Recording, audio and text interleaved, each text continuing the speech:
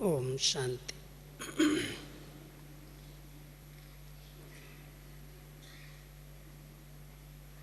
आप हम सभी एक ऐसे सुंदर अवसर पर यहाँ पर एकत्रित हुए हैं। बाप दादा से मिलन भी मनाएंगे और सबसे महान पर्व शिवरात्रि का, शिवोत्तरण का कल हम सभी बाबा के साथ मनाएंगे। बाबा जिसको हम सभी भोलानाथ कहते हैं, बहुत सहज रीति से बच्चों पर न्यौछावर हो जाते हैं। है ही भोलानाथ, जो जैसे भी रिझाना चाहे, जो कुछ पाना चाहे, बाबा से ले सकता है। तो ऐसे शुभ दिन पर हम सभी ने वैसे तो बाबा को राजी किया ही है। भगवान राजी हुआ, उसने अपना बच्चा बना लिया और बच्चा बना करके सब खजानों की चाबी दे दी, अपने पास बुला लिया, सब खजानों का मालिक बना दिया। इतनी ऊंची पढ़ाई गति और सद्गति का सहज मार्ग दिखाया और कैसे आत्माएं सब बंधनों से मुक्त हो सकती हैं, उसकी बहुत सरल युक्तियां बताई। अभी हम आप सभी एक गीत सुन रहे थे, कैसे भगवान को राजी किया जाए, उसमें बहुत से शब्द थे। आज इस विषय को सवेरे सवेरे बाबा के कमरे में बैठते ही कैसे बाबा हम बच्चों पर राजी हुआ है, जिनके पास कोई भी विशाल दिमाग नहीं, कोई लौकिक डिग्रियां नहीं, कोई ऊंचे पद और पदवी नहीं, लेकिन भगवान ने पसंद कर लिया, हम उसके हो गए और वो हमारा हो गया। तो इस विषय को मैं सोच ही रहा था, फ़ोन आया कि आपको किस विषय पर क्लास कराना है। हमने कहा ऐसे शुभ दिन पर आज क्लास होने जा रहा है। अगर भोलानाथ के सभी बच्चे जो यहाँ पर आज एकत्रित हुए हैं शिवरात्रि मनाने के लिए, हीरे तुल्य जयंती मनाने के लिए, सभी बाबा को दिल से राजी कर लें, तो बाबा को कहा जाता है बाबा हमारा दाता, वरदाता, भाग्य विधाता है। अगर भगवान किसी पर राजी हो जाए, आप सोच सकते हो, विचार कर सकते हो, कौन सी अप्राप्तियां उसके जीवन में हो सकती हैं, कौन सी रुकावटें उसको रोक सकती हैं। तो इस सुंदर विषय को जब मैं सोच ही रहा था, अनुभव बार बार सामने आ रहे थे कि बाबा ने हम सबको कैसे भक्ति का सुंदर फल दिया है और भगवान को वही बच्चे पहचान पाते हैं, वही नज़दीक समीप आ पाते हैं, वही अपना अधिकार लेते हैं जो बहुत पुराने आदिकाल के भक्त रहे हैं, जिन्होंने अटूट भक्ति, अखंड एक की भक्ति की है। उन भक्तों को संगम युग पर बाबा भक्ति का फल देता है और वो भक्ति का फल लेने वाली आत्माएं भक्ति का फल प्राप्त करके, भक्ति का फल मिला ज्ञान, और इतना ऊंचा ज्ञान जिससे सद्गति हो जाए, मुक्ति और जीवन मुक्ति पद की प्राप्ति हो जाए, भगवान तो मिला ही भक्ति के फल में, लेकिन उसके साथ साथ जो प्राप्तियां हुई हैं, अपने उन पुराने भक्तों पर वो राजी हुआ है। तो आप सभी जो इस सभा में आज उपस्थित हुए हैं, नए भी बहुत आए हैं, अपने आप को पुराने से पुराना भक्त अनुभव करते हो? हैं सभी पुराने भगत कि नए हैं? कोई नयों को हो सकता है चांस मिल गया हो आने का, लेकिन भगवान का इस सृष्टि मंच पर अवतरण हो चुका है और उनका इतना श्रेष्ठ महान कार्य चल रहा है, उनसे हम जो चाहें वो पा सकते हैं, ले सकते हैं। उसका नशा, उसकी खुशी, उसकी वो रूहानी खुमारी उनको नहीं चढ़ेगी। लेकिन जो बहुत पुराने भक्त हैं, आदि काल के भक्त हैं, उनको यहाँ आते ही अनुभव होगा कि मैं तो अपने पिता के घर में, भगवान के घर में डायरेक्ट मिलन मनाने के लिए, अपना अधिकार लेने के लिए पहुँच गया हूँ। तो बाबा के घर में आते ही एक अपनेपन की भासना आ जाना।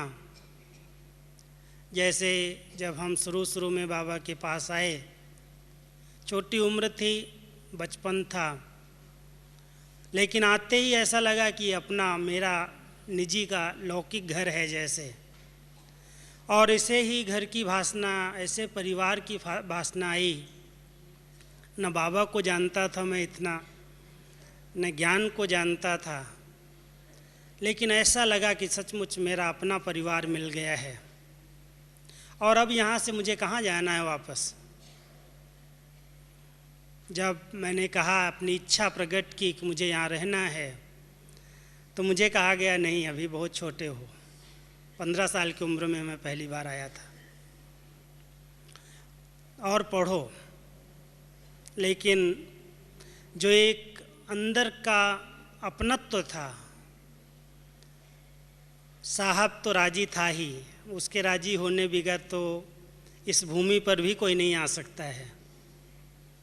आप सभी ये तो अनुभव करते होंगे कि भगवान हमारे ऊपर राजी है, लेकिन संपूर्ण अधिकार मुझे प्राप्त हो जाए, जो कुछ उसके पास है वो हमारा हो जाए। उस अधिकार को प्राप्त करने के लिए उसको राजी करने की और कुछ युक्तियां भी हैं। जैसे सच्ची दिल,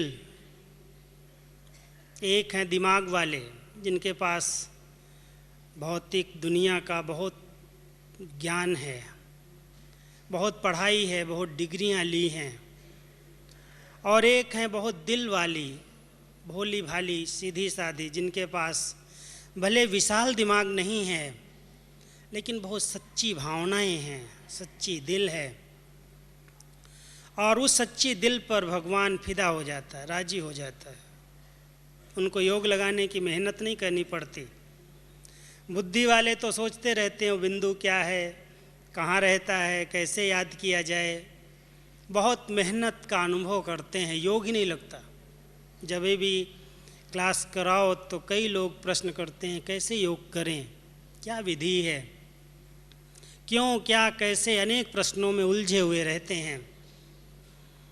लेकिन जिनकी सच्ची दिल है, सच्ची भावनाएं हैं, वो बाबा कहते हैं और बाबा में समा जाते हैं, अपने आप उनका योग लग जाता है।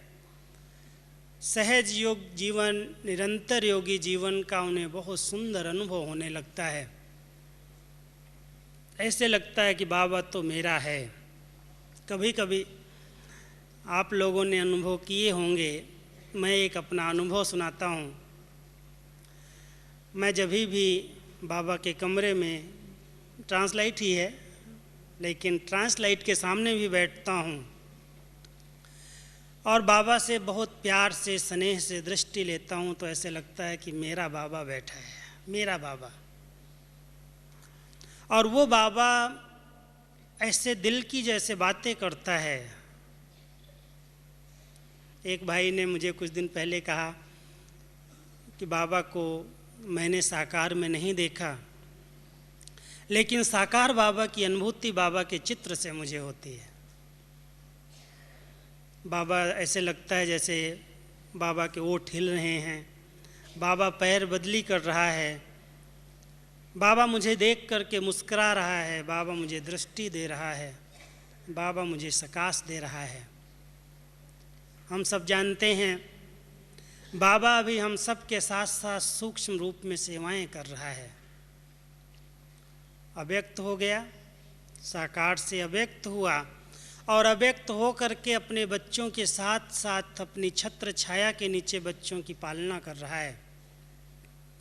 देश हो या विदेश हो, कोई भी कोना हो, जहाँ भी बच्चे बाबा के छिपे हुए हैं, रह रहे हैं, वो बाबा की शक्तियों का, सकाश का अनुभव करते हैं, साथ का अनुभव करते हैं, दिल से बाबा कहते हैं, और बाबा उनके आगे हाजिरा हजूर इस समय संगम पर हाजिर हो जाता है। सब बच्चों की दिल की मनोकामनाएं बाबा पूरी करता है, लेकिन कुछ शर्तें ज़रूर हम सब के सामने रखी हैं। वैसे तो प्यार में शर्तें नहीं होती, और सच्चे दिल का अगर प्यार है, सच्चे दिल से हम बाबा कहते हैं, तो बाबा बंधा हुआ है बच्चों की हर प्रकार की पालना करने के लिए, हर प्रकार से उनकी सुरक्षा करने के लिए। लेकिन कभी कभी ये बुद्धि कहीं न कहीं डाइवर्ट्स हो जाती है, इधर से उधर चली जाती है, भटक जाती है, और आत्माएं जो अल्पज्ञ हैं उनकी तरफ उसका झुकाव हो जाता है। और आप सभी, हम सभी का अनुभव है, बाबा कई बार कहते हैं कि बाबा को वो बच्चे प्यारे लगते हैं जिनकी दिल में एक ही बसता है, दूसरा नहीं। सच्चे दिल पर साहेब राजी है, एक बाबा दूसरा न कोई। ऐसी अव्यभिचारी याद कुछ भी हो जाए, अगर उसमें जरा भी संशय का अंश मात्र भी आ गया तो बाबा किनारा कर लेता है। या जरा भी आ जाता है कि आत्माएं योग्य हैं, ये मदद कर सकती हैं, तो बाबा भी दूर से दृश्य देखता है कि कैसे करती हैं। सर्वशक्तिमान हम सबका पिता और हम सबके साथ रहने वाला, सर्व संबंधों से साथ निभाने वाला, अगर हम सबका संपूर्ण विश्वास बाबा में है और बाबा को ही अपनी दिल की लेन देन, दिल का समाचार सुनाते हैं, एक बाबा से ही दिल की बातें करते हैं, तो आप सबको अनुभव होगा। जो बुद्धि का योग प्रयोग यहाँ पर नहीं करते, क्योंकि बाबा कौन है? आप सभी जिन्होंने शिव की भक्ति की होगी इस जन्म में, उन्हें अनुभव होगा शिवरात्रि पर कैसे कैसे जागरण करते हैं, कैसे उसकी पूजा करते हैं, पाठ अखंड करते हैं, कितनी हठ क्रियाएं करते हैं उसको रिझाने के लिए, राजी करने के लिए। यथार्थ परिचय न होने पर भी उनकी मनोकामनाएं पूर्ण कर देता है। शिव की कथा में भी एक यही कहानी, एक बार मैं गुजरात में सोमनाथ की तरफ गया था। सोमनाथ मंदिर प्रसिद्ध है, आप सभी बाबा की मुरलियों में सुनते होंगे। बाबा जब द्वापर युग में विक्रमादित्य के रूप में जन्म लेते हैं, ब्रह्मा बाबा, श्री कृष्ण की आत्मा जब द्वापर युग में आती है तो सबसे पहले सोमनाथ के मंदिर का निर्माण करती, हीरे का सुंदर मंदिर बनाती है, सुंदर लिंग, और उसकी बहुत प्यार से पूजा करती है। उस सोमनाथ के पास, जूनागढ़ के पास एक यादगार बनाया हुआ है, और जब उस यादगार को मैंने देखा तो उसमें एक जो शिकारी है, जो हिरण का शिकार करने वाला है, बहेलिया, वो उस पेड़ पर चढ़ कर के, जो बेल पत्र का पेड़ है उस पर चढ़ा हुआ था रात को सोने के लिए, रेस्ट करने के लिए, और भूल से अनजान में ही वो बेल के पत्तों को तोड़ तोड़ करके ऊपर से फेंक रहा था। और उस कहानी में दिखाया है कि उस पेड़ के नीचे एक शिवलिंग की प्रतिमा थी और उस शिवलिंग के ऊपर वो पत्ते ऊपर से गिरा रहा था, डाल रहा था। उसको पता नहीं था यहाँ शिवलिंग की है। भोलानाथ इतना भोला जो उस पर प्रसन्न हो गया और कहा, तुमको जो वरदान मांगना है तुम मांग लो। तुमने रात्रि जागरण किया है, तुमने रात भर मेरी पूजा की है, तुमको क्या चाहिए? इतना भोला, बिना परिचय, बिना संबंध, बिना जानकारी, अनजान में भी भगवान को किसी ने याद किया या कुछ किया है उसके प्रति, उसकी भी मनोकामनाएं पूरा करने के लिए वो भोलानाथ प्रसन्न हो जाता है। हम सब तो उसके डायरेक्ट बच्चे बन गए हैं और डायरेक्ट बच्चे बनने के बाद हम उसकी आज्ञाओं का पालन कर रहे हैं, आज्ञाकारी हैं, सपूत हैं।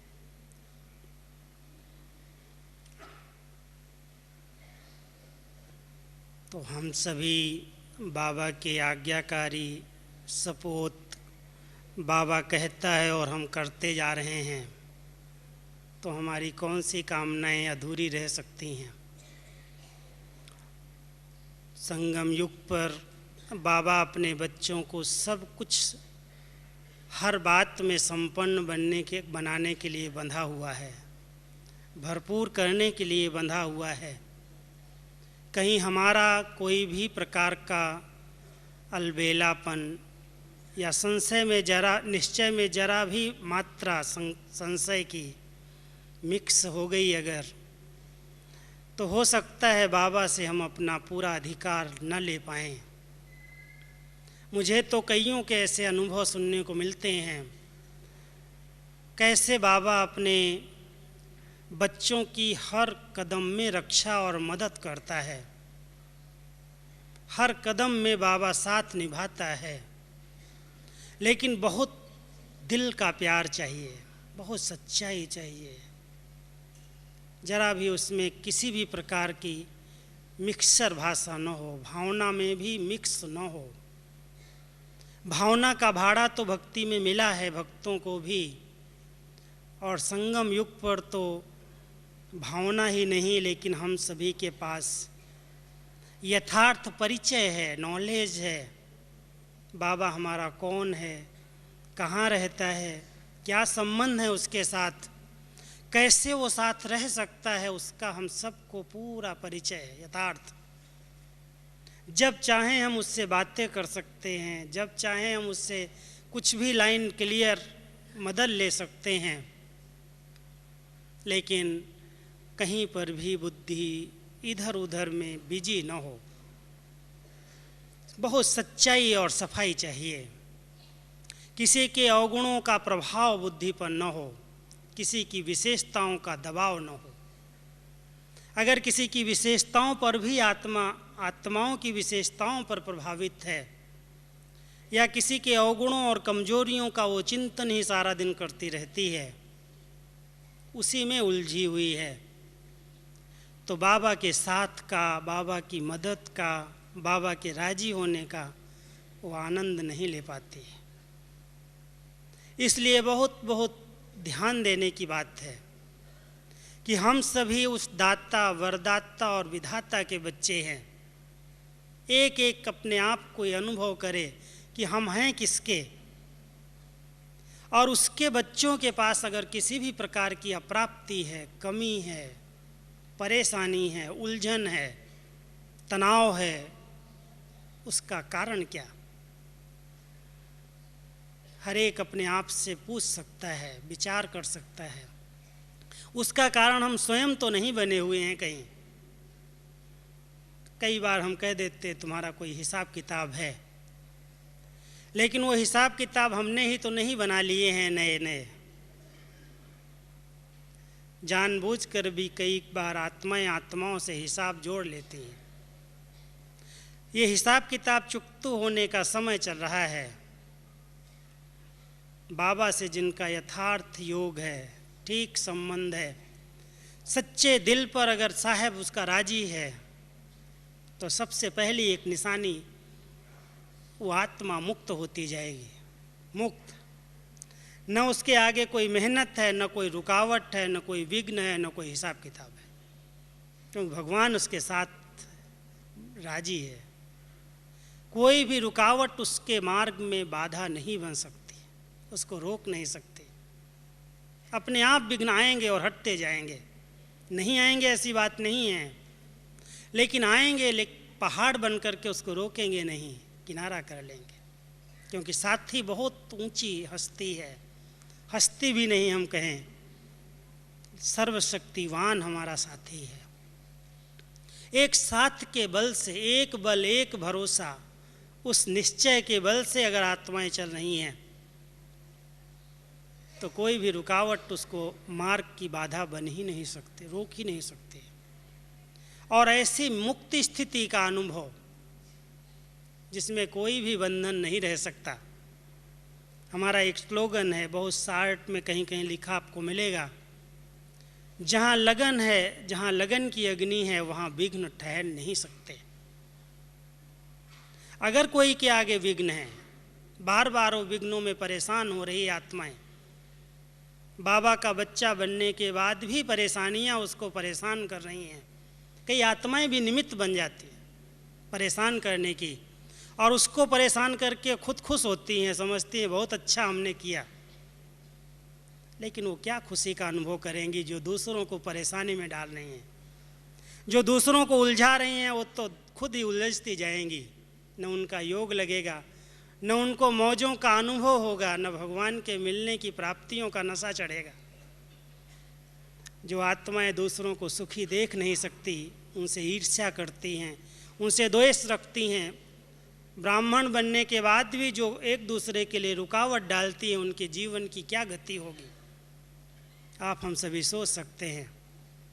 एक और भगवान राजी भी हो जाए, लेकिन अगर आत्माएं बद्दुआएं दे रही हैं तो भगवान के राजी होने का फल भी उसे प्राप्त नहीं हो सकता। इसलिए बाबा हम बच्चों का कुछ बातों पर बहुत ध्यान खिंचवा रहे हैं, समय की सूचना देते हुए कि बच्चे, समय की अंतिम घड़ियां समीप आती जा रही हैं। सेवाएं वृद्धि को अपने आप प्राप्त होंगी। सेवाओं के पीछे आपको पड़ने की ज़रूरत नहीं है। सेवाओं के पीछे आपको अपनी स्थिति बिगाड़ने की ज़रूरत नहीं है। आपकी स्थिति सेवा करेगी। अगर आपने अपनी स्थिति पर पहरा दिया है, स्थिति बनाई है, और जो कुछ सेवाएं बाबा दे रहा है उन सेवाओं को समर्पित किया हुआ है।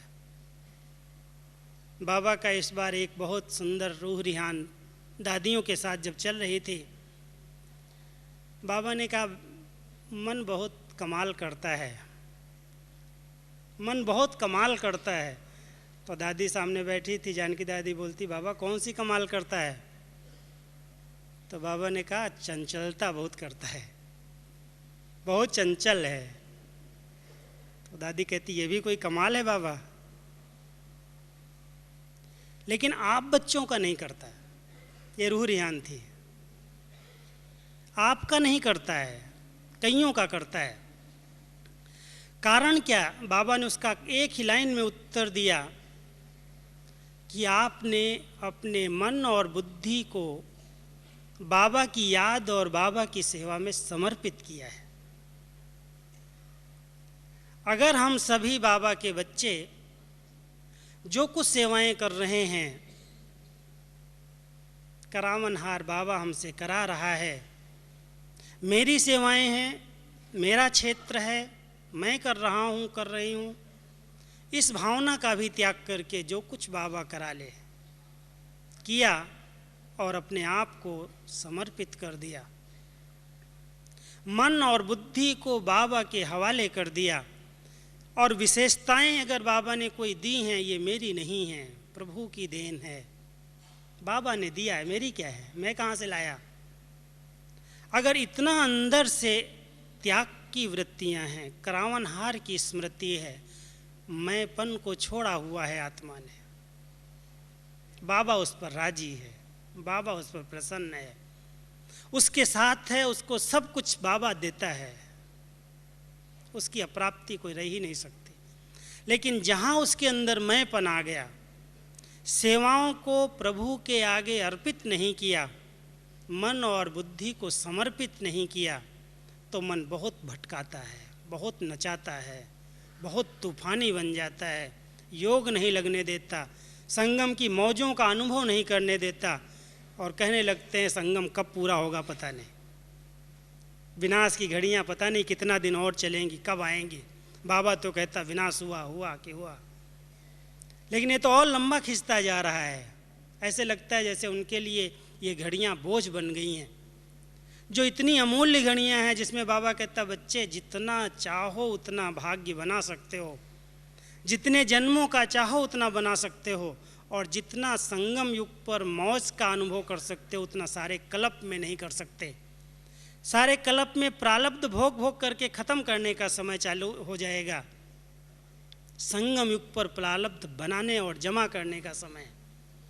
ऐसे समय में, इतने ऊंचे भाग्य बनाने के समय में, जब भगवान का साथ और भगवान का हाथ है, जब वो बच्चों के लिए साथ साथ बंधा हुआ है, फिर भी उसके साथ का अनुभव नहीं, आत्माएं उलझी हुई हैं, परेशान हैं, दुखी हैं, भगवान के मिलने के बाद भी अगर उस सुख का अनुभव नहीं है, अगर उस प्यार का अनुभव नहीं है, क्या हमने उस सच्चे साहेब को राजी नहीं किया है?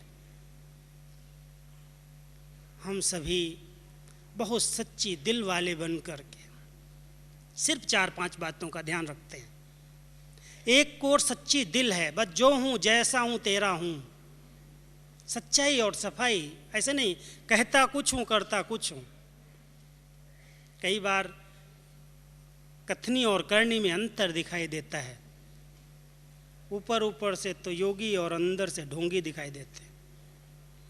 बाबा कई बार हंसी में कहता है कि भेष बहुत अच्छा बना लिया, सफ़ेद ड्रेस भी पहन ली, लेकिन सफ़ेद बगुला भगत तो नहीं बन गए। हम सभी अपने आप को देखते हैं कि मेरी कथनी और करनी समान है। अगर मैं आत्मिक स्थिति में स्थित हूँ, अगर मैं रूहानियत की स्थिति में स्थित हूँ, तो सारी आत्माएं, जितनी भी आत्माएं, वो सब अपनी महसूस होती हैं। ये हमारी हैं, हमारे बाबा की हैं, हमारा ये बेहद का परिवार है। हम एक परिवार के हैं, एक भगवान के हैं, एक सूत्र में पिरोए हुए धागे के अंदर मड़के हैं। हम सब एक हैं। अगर द्वैत भावनाएं हैं, द्वैत और दुविधा, ये दो चीज़ें भगवान की दुआएं लेने नहीं दे सकती। अगर हम सबको बाबा की सच्चे दिल की दुआएं चाहिए, बहुत ज़रूरी हैं संगम युग पर, तो द्वैत और दुविधा को छोड़ना पड़ेगा। द्वैत भावनाएं न हो हमारी आपसी मतभेद की। कई तो एक दूसरे से ओम शांति भी नहीं करना चाहते। बाबा के मिलने के बाद भी आपस में स्नेह नहीं है, प्यार नहीं है, मित्रता नहीं है। उनका मुंह अलग, उनका मुंह अलग है। क्या बाबा को प्रत्यक्ष करेंगे, क्या सेवाएं करेंगे? कभी कभी समाचार सुनता हूँ, लगता है कि सचमुच बाबा क्या कह रहा है, बच्चे क्या कर रहे हैं। हम सभी अगर अंदर से बाबा की दुआओं का अनुभव करना चाहते हैं, तो हम एक हैं, एक परिवार है हमारा। इन सब आत्माओं को इतनी रहम की, कल्याण की, प्यार की दृष्टि से देखें और सहयोगी बन करके समय पर साथ दें, मदद करें। किसी को गिराने से हम ऊंचे नहीं उठ सकते हैं, किसी की ग्लानि करने से हम आगे नहीं बढ़ सकते हैं। इसलिए बाबा हम बच्चों को कहता है, बच्चे एक तो तुम्हारा आपसी प्यार सच्चा चाहिए। जैसे बाबा को कहते हो मेरा बाबा, ऐसे परिवार भी ये आपस में हम सब एक हैं। सच्चे दिल का प्यार, आपस के प्यार पर भगवान राजी हो जाएगा। जैसे बच्चे आपस में प्यार से रहते हैं तो माँ बाप प्रसन्न होते हैं, खुश होते हैं, वाह वाह मेरे बच्चे, कितना स्नेह है, कितनी एकता है, कैसे प्यार से रहते हैं। बाबा उसको दुआएं देता है। हम सभी भी भगवान को राजी कर सकते हैं अगर आपस में इतना स्नेह है, प्यार है, एक दूसरे के प्रति सद्भावना, सहानुभूति की भावना है। तो दूसरा एक अभिविचारी याद। कई बार हमारी माताएं बहुत सारी सभा में बैठी हैं, अब व्यभिचारी का अर्थ भी शायद कईयों को नहीं पता है। भक्ति करते करते ज्ञान मिल गया और ज्ञान मिलने के साथ साथ भगवान मिल गया, ये संपूर्ण विश्वास न होने के कारण दो नावों में पांव रख करके चलना चाहती हैं। भक्ति को भी नहीं छोड़ना है, बाबा को भी याद करना है। कोई गुरु भी आ गया, कोई चमत्कार दिखाने वाला आ गया, कोई ने भभूत दे करके हमारे पेट दर्द को, सिर दर्द को ठीक कर दिया, तो समझेंगे यही अवतार है, बाबा भूल जाएगा। हम सब अगर दो नाव में पांव रख करके चल रहे हैं तो हमारी क्या गति होगी। इसलिए सबको देखना होगा। जब भगवान मिल गया, जब सबका दाता राम मिल गया और हमारा हो गया, हमने उसको पहचान लिया, उसको जान लिया, उससे संबंध जोड़ लिए, उसके साथ हमारा सच्चे दिल का रिश्ता जुट गया, तो तिनके के सहारे, जिनको बाबा कहता है तिनके के सहारे हैं आत्माएं, उनकी तरफ हमारी रगें तो नहीं बंधी हुई हैं। ये तो हम नहीं सोचते अगर हम भक्ति छोड़ देंगे तो पता नहीं क्या होगा। भक्ति बाबा छुड़ाता तो नहीं है, किसी की भी नहीं छुड़ाता। आज भी कहा मैं छुड़ाता नहीं हूँ, अपने आप छूट जाती है। क्योंकि जब ज्ञान मिल गया, भक्ति का फल प्राप्त हो गया, भावनाएं हमारी और बढ़ती हैं, ज्ञान से ऐसे नहीं कम हो जाती, लेकिन अंध श्रद्धा छूट जाती है। हम सभी बाबा को बहुत दिल से बाबा कह करके उसके साथ संबंध जोड़ लेते। तो जैसे सच्ची दिल है वैसे अव्यभिचारी याद है, और वैसे सेवाएं करते हुए भी एक निमित्तपन का भाव है। मेरी सेवाएं नहीं हैं। और सेवा शब्द से ही एक अर्थ बहुत अच्छा आता है, सेवा, जहाँ सेवा भाव है। सेवा माना सुख देना। अगर मुझ आत्मा को सुख की अनुभूति हो रही है और हम जिनकी सेवाएं कर रहे हैं वो सुखी हैं, उनको सुख की फीलिंग आ रही है, माना हमारी सेवा सच्ची है। सेवाओं का बहुत विस्तार कर दिया। एक बार बाबा हंसी में एक पार्टी को कह रहे थे, तुमने वृद्धि तो बहुत की है, जैसे कोई बहुत रचना रच ले, बहुत बच्चे पैदा कर ले और उसकी पालना ठीक न करे तो। वृद्धि की है लेकिन विधि ठीक नहीं है। अगर विघ्न आ रहे हैं तो उस विधि को चेक करो, क्यों विघ्न बार बार आ रहे हैं, कौन सी विधि की कमी है। बाबा ने हम सबको बहुत सुंदर विधियां बना करके दी हैं। अगर किसी स्थान पर बार बार कोई इविल स्पिरिट्स का प्रभाव पड़ रहा है, कोई आत्माओं का प्रभाव आ रहा है, कहीं पर कोई विघ्न है, कोई रुकावटें हैं, बाबा कहते बच्चे चेक करो, कहीं लीकेज है, उस लीकेज को बंद करो। व्यर्थ की लीकेज कहाँ पर है, क्योंकि लीकेज कई बार पता नहीं चलती। लीकेज स्थान पर होती है, वायुमंडल के बीच में होती है, और हम समझते हैं कोई लीकेज हमारे पास नहीं है। जरूर कहीं व्यर्थ सोचने की, व्यर्थ बोलने की, व्यर्थ की बाह्य मुक्ता लीकेज है, जिस कारण वो वायुमंडल का किला मजबूत नहीं है। उस किले को कोई आत्माएं जो अल्पज्ञ हैं, जो भटक रही हैं, वो भगवान के घेरे के बीच में, वो लाइट के घेरे में प्रवेश नहीं ले सकते। अगर बाबा का योग का किला हम सब ने मजबूत किया हुआ है, अपने अपने घरों पर भी बनाया हुआ है, तो चाहे कोई तंत्र करने वाला हो, चाहे कोई मंत्र करने वाला हो, चाहे कोई भूत विद्या वाला हो, चाहे जो कोई शक्तियां हों, परमात्म शक्ति से बड़ी कोई भी शक्ति नहीं है। हम सब अपनी शक्तियों को उजागर करें। हम सब के पास बहुत बड़ी शक्तियां हैं। सच्चे दिल के साथ साथ अपनी शक्तियों को पहचानें। आत्मा अगर उस शुद्ध संकल्पों के घेरे में रहती है तो उन आत्माओं के चारों तरफ एक लाइट का कार्य निर्माण होता है, लाइट का ओरा बनता है। क्योंकि बाबा हमेशा कहता है, बच्चे अभी इस मिट्टी की ड्रेस को उतारो। पिछली 18 तारीख की मुरली में बाबा ने बड़े सरल शब्दों में हम सबको एक ट्रेनिंग दी कि ये मिट्टी की ड्रेस है और इसी में रहने से मिट्टी की ड्रेस आपको प्रभावित करती है, नेगेटिव और व्यर्थ संकल्प चलते हैं। आप बच्चे एक लाइट की ड्रेस का निर्माण करो और जब चाहो उस लाइट की ड्रेस में प्रवेश कर लो। जैसे बाबा अभी कहाँ है, अव्यक्त बाबा आता है, शिव बाबा आते हैं, वो लाइट की ड्रेस में ही हैं। शरीर स्थूल नहीं, हड्डी मांस का। सूक्ष्म वतन भी लाइट का वतन है। और दोनों आत्माएं, परम आत्मा और ब्रह्मा बाबा की अव्यक्त स्वरूप में आत्मा, बाप दादा जिनको हम कहते हैं, दोनों आत्माएं अव्यक्त वतन के अंदर लाइट के घेरे के, लाइट के शरीर के अंदर रहती हैं। आती हैं, दिखाई नहीं देता, पता भी नहीं चलेगा कैसे बाबा आए, कैसे प्रवेश हुए, लेकिन वो लाइट का ओरा कैसे प्रवेश करता है,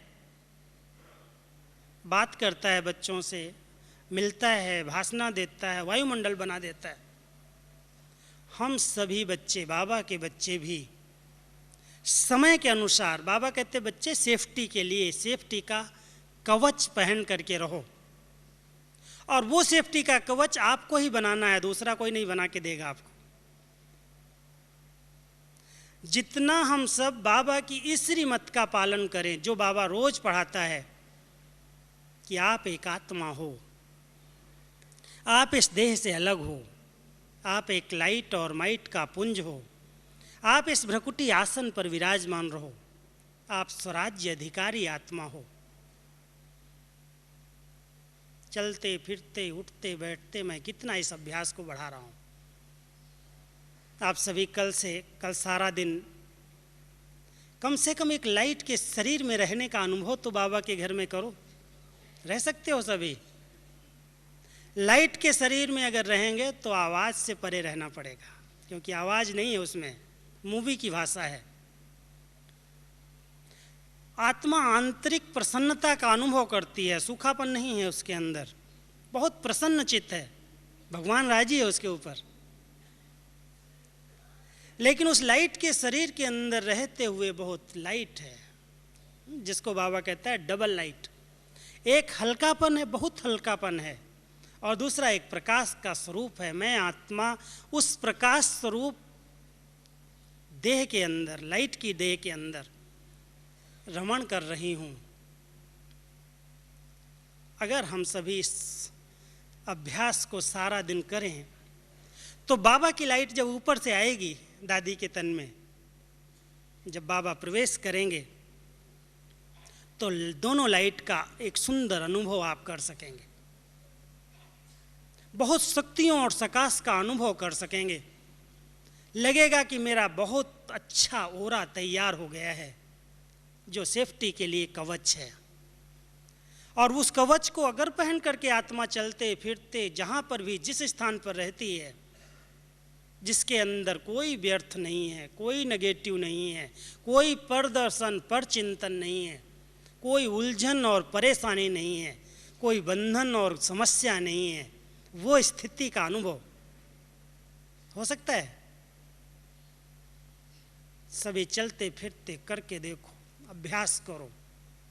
कोई भी उस ओरे के, उस लाइट के घेरे को छेद नहीं सकता, कोई उसके अंदर प्रवेश नहीं ले सकता। बस मैं आत्मा उस लाइट के शरीर में हूँ और बाबा की लाइट ऊपर से आ रही है। इतनी शक्तियों का अनुभव होगा, क्योंकि जिस पर साहब राजी है उसकी मूल 5 निशानियां मैं आपको बता देता हूँ। साहब राजी है ना हमारे ऊपर, अगर साहब राजी है तो सबसे पहली स्थिति हमारी है सदा प्रसन्न चित्त, खुशनुमा। वो कोई भी प्रकार की अप्रसन्नता, कोई भी प्रकार का प्रश्न, कोई भी प्रकार की उलझन नहीं है। मैं बहुत प्रसन्न चित्त खुशनुमा आत्मा हूँ, मैं बहुत राजयुक्त और युक्ति युक्त हूँ, बहुत राजयुक्त और युक्ति युक्त। कोई भी कर्म अयुक्ति युक्त यथार्थ की बजाय अयथार्थ नहीं हो सकता, गलत नहीं हो सकता, क्योंकि लाइन क्लियर है, टचिंग यथार्थ है, गलत काम नहीं हो सकता। कर्मेंद्रियां कुछ भी गलत नहीं कर सकते। बहुत राजयुक्त है, युक्ति युक्त है और अच्छे से अच्छा कर रहा है। ये दूसरी निशानी उसकी दिखाई देगी। तीसरी, आत्मा एकदम बंधनों से फ्री है, मुक्त है, बिल्कुल हल्की है, कोई बंधन नहीं है, कोई बाह्य मुक्ता नहीं है, कोई आवाज नहीं है, कोई भी प्रकार की हलचल नहीं है, सर्व खजानों से संपन्न है। क्या चाहिए मुझ आत्मा को? कई बार बाबा का एक स्लोगन इस साल विशेष मुरलियों में आ रहा है, अप्राप्त नहीं कोई वस्तु ब्राह्मणों के खजाने में। पहले बाबा कहते थे अप्राप्त नहीं कोई वस्तु देवताओं के खजाने में, ब्राह्मणों के लिए कहते थे शक्तियां और गुण अप्राप्त नहीं। लेकिन इस समय के अनुसार बाबा कह रहा, बच्चे आपको क्या प्राप्ति है? सब प्राप्तियां बाबा आपको करा रहा है। आपके खजाने में कोई भी अप्राप्त वस्तु भी नहीं, सब कुछ प्राप्त हो जाएगा। जो आवश्यकताएं हैं वो सब पूरी होंगी संगम युग पर, इच्छाएं नहीं पूरी होंगी। आवश्यकता और इच्छा, इन दोनों में बहुत बड़ा अंतर। जितनी आवश्यकताएं हैं ब्राह्मण बच्चों की, बाबा सब पूरी करता है। और जहां आवश्यकता से अधिक इच्छाएं आ गई, वहां पर विघ्न है। इसलिए एक स्लोगन आप पढ़ना, जगह जगह पर लिखा होगा, अपनी इच्छाओं को कम कर दो, समस्याएं खत्म हो जाएंगी, कम हो जाएंगी।